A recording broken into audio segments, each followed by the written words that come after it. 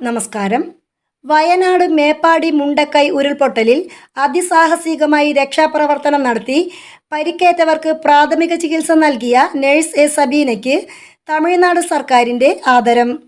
തമിഴ്നാട് നീലഗിരി സ്വദേശിനിയായ സബീനയ്ക്ക് ധീരതയ്ക്കുള്ള കൽപ്പന ചൗള പുരസ്കാരം നൽകിയാണ് തമിഴ്നാട് ആദരിക്കുന്നത്.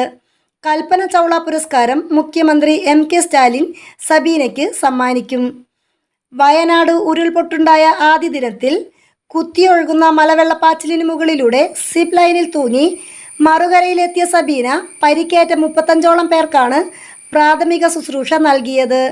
സിപ്പ് ലൈനിലൂടെ മെഡിക്കൽ കിറ്റുമായി ആത്മധൈര്യത്തോടെ പുഴ കടന്ന് വെല്ലുവിളികളെ അതിജീവിച്ച് ദുരന്തബാധിതരെ പരിചരിച്ചതിനാണ് ആദരം.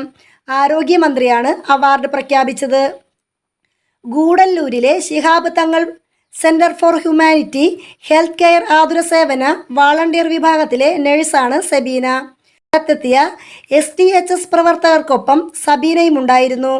മെഡിക്കൽ കിറ്റുമായി മറുകരയിലേക്ക് പോകാൻ പുരുഷ നഴ്സുമാരെ അന്വേഷിച്ചെങ്കിലും ആരുമുണ്ടായിരുന്നില്ല. തുടർന്നാണ് സബീന മറുകരയിലേക്ക് പോകാൻ തയ്യാറായത്. വടത്തിൽ തൂങ്ങി സബീന മറുകരയിലെത്തിയത് പിന്നീട് ദുരന്തമുഖത്തെത്തിയ ഡോക്ടർമാർക്കും പുരുഷ നഴ്സുമാർക്കും മറുകരയിലേക്ക് പോകുന്നതിന് ധൈര്യം പകരുകയും ചെയ്തു.